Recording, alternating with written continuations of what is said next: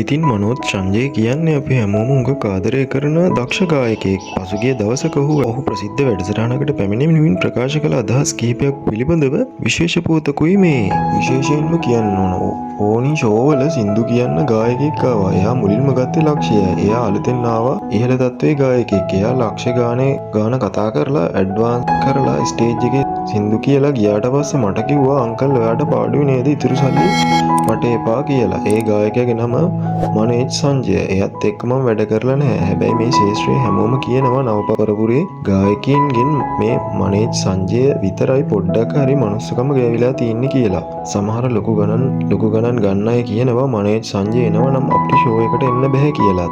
යනුවෙන් රොෂාන් සහ රූබස් වෙන පුද්ගලයින් මනේජ් සංජය පිළිබඳව විශේෂ අදහස් කිහිපයක් පසුගියදා දක්වා තිබුණා. ඉතින් මනේජ් සංජය කියන්නේ ඉතා හොඳ හදවතක් තියෙන පුද්ගලයෙක්. ඉතින් ඔයත් මනේජ් සංජයට කැමති කෙනෙක් නම් අපේ නාලිකාව සබ්ස්ක්‍රයිබ් කරලා වීඩියෝ එකට ලයික් එකක් දාන්නත් අමතක කරන්න එපා.